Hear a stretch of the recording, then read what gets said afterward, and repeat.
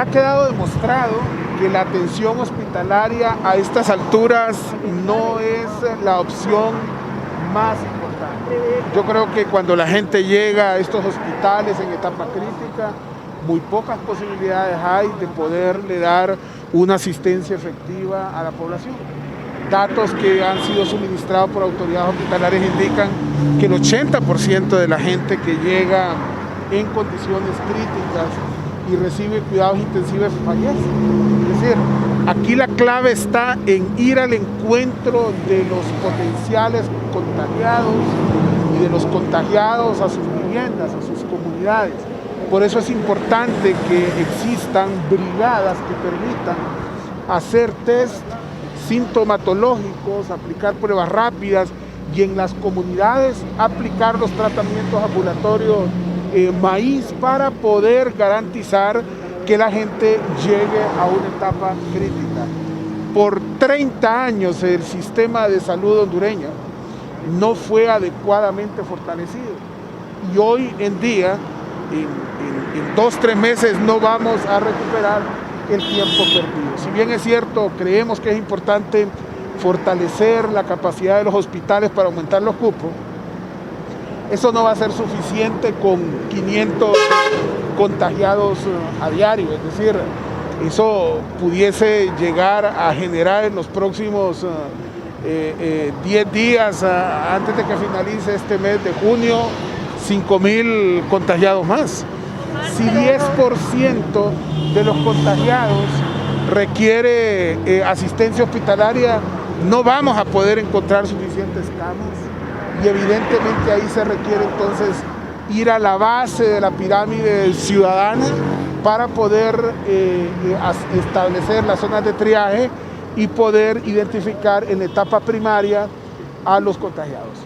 Ingeniero, pero ¿qué opina el FONAC sobre todos estos fondos aprobados que aún no se ven reflejados en inversiones o en la salud del pueblo hondureño? Pero recuerde que el hecho de que aprueben endeudarse en el Congreso Nacional no es que están dando el dinero de manera inmediata. Es decir, en el Congreso han aprobado, por ejemplo, muchas autorizaciones de emisión de títulos valores, de bonos soberanos, pero allí le están dando la autorización al Estado para que se vaya a endeudar. Eso no requiere, eso no significa que ese dinero está en caja. ¿Pero y los fondos que aprobó para utilizar del Seguro Social? No, es que son 400, ese es un ejemplo claro. Esos fondos que autorizó el Estado para los 420 millones de dólares es una autorización para que inicien el proceso de constitución del fideicomiso, de creación de la sociedad de propósito específico. Están empantanados en una autorización que les tiene que dar la Comisión Nacional de Banco y Seguro para poder utilizar los fondos de pensiones del Seguro Social. Eso no está en caja. Eso es un proceso lento de desembolso que lamentablemente no se tiene para financiar esos 90 hospitales. Este es un programa, lo conozco muy bien, de mediano y largo plazo que lamentablemente no tendrá un efecto inmediato. Lo que sí creo que puede tener un efecto inmediato es ir a la búsqueda de los potenciales contagiados en las comunidades. Esas brigadas son muy importantes. Mientras tanto, la población sigue muriéndose, Omar. Este día van 2 muertos en la carpa del Hospital Escuela y también se habla que van a atender a las personas en búnkers. Esto pues no es nada favorable para la población cuando se habla de millonadas para hospitales y no vemos ninguno por ningún Mire, lado. la atención en los hospitales no ha sido exitosa porque la gente llega a un estado crítico. Poder invertir todo el dinero que quiera en los hospitales y no va a haber una respuesta positiva frente al tamaño de la pandemia. Donde está la clave del éxito es en ir a garantizar que en la etapa inicial el ciudadano pueda ser claramente diagnosticado. Eso es lo que permite realmente salvar vidas. Si usted o yo llegamos a un hospital en fase 2, fase 3, lo más probable es que nos vayamos a morir.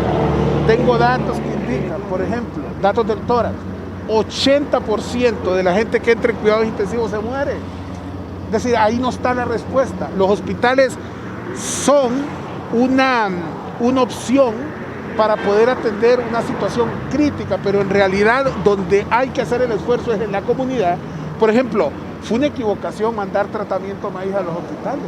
Sí, cuando el tratamiento maíz, cuando la gente llega en estado crítico, de nada sirve el tratamiento maíz. El tratamiento maíz sirve cuando usted empieza la etapa con los primeros síntomas. Y ese inicio de los síntomas se da cuando usted esté en su casa todavía, cuando usted esté en su comunidad o su centro de trabajo. Ingeniero, hay sectores, hay personas que aseguran, que especulan que todo este dinero se lo están guardando para campañas electorales. ¿Estarían los nacionalistas, estaría el presidente Juan Orlando Hernández guardándose todo este dinero para una tercera reelección? ¿Lo estarían apoyando los de la oposición en esto? En primera instancia, si eso que usted dice fuese cierto... No, yo no lo digo, son sectores que lo especulan, algunos lo ¿Qué sectores lo han dicho? Varios sectores. Bueno, si eso que dicen... Personas también, el pueblo hondureño. Bueno, si eso que están diciendo fuese cierto, es una barbaridad, y que les caigan 100 años de maldición a quien, en lugar de estar invirtiendo los recursos en esta crisis, lo esté preparando para campaña política. Bueno, pero eso lo tiene que investigar el Tribunal de Cuentas y el Ministerio Público, fundamentalmente. Lo que yo sí le puedo decir es que es importante utilizar inteligentemente estos recursos, y los recursos deben de ser utilizados en campañas de prevención y en atención en la etapa primaria, es decir, la atención en las comunidades. Hay que utilizar más los centros de salud, hay que utilizar centros de triaje en las comunidades para identificar que la gente en la etapa primaria se le pueda dar los medicamentos del caso. Si no es así, créalo, se podrán instalar cientos de unidades de cuidados intensivos y lamentablemente el nivel de efectividad de los mismos será reducido. Por el otro lado, creo que es importante también que el Estado pueda lo antes posible agilizar la llegada de esos hospitales móviles. Mire, entre la adquisición de los hospitales móviles y la adquisición del equipo para que eso funcione, se van a invertir se han invertido cerca de 2.000 millones de lempiras. Si estos hospitales móviles llegan ya una vez pasó la pandemia, realmente no van a tener la efectividad del caso. Según comentaba el señor Marco Bográn, esos hospitales empiezan a llegar a mediados de julio. Es importante darle seguimiento a eso.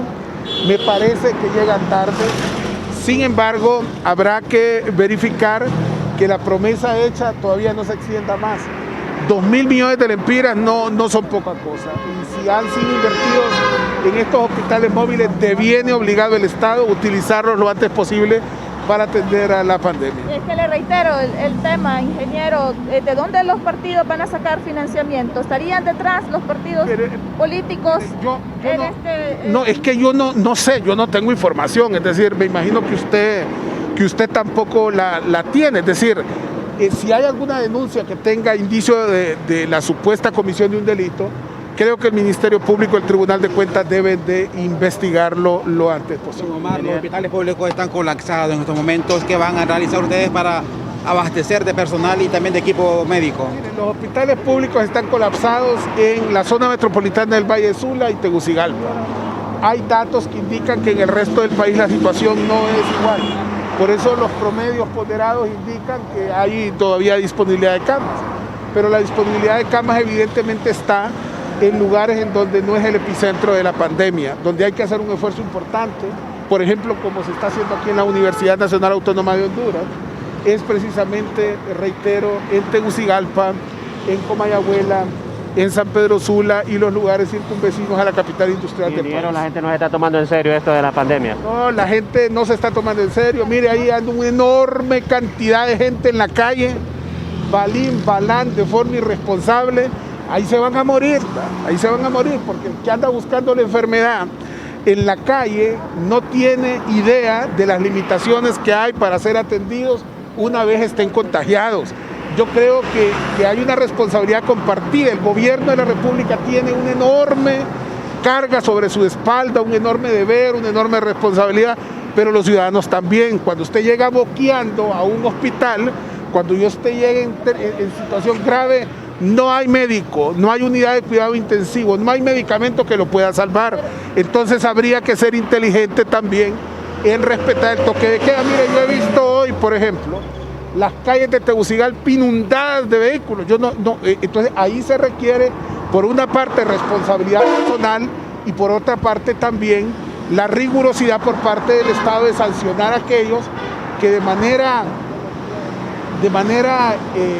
irresponsable andan en la Y calle. la danza de millones, ¿qué pasó con la danza de millones que otorgó el Congreso, las donaciones para combatir el COVID-19? No, bueno, a eso me refiero antes que le comenté a sus compañeros. Viene el obligado el Estado a responder por el uso de esos recursos y la autoridad correspondiente, ente contralor del Estado y operador de justicia, actuar cuando alguien haya transgredido la ley.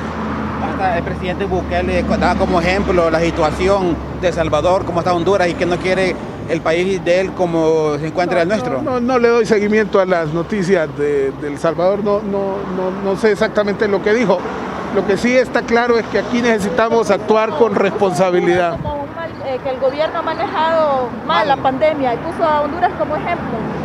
Bueno, pero no sé qué criterio utilizó. Está claro que el sistema hondureño, el sistema de salud por décadas, no estuvo fortalecido y eso nos está pasando factura.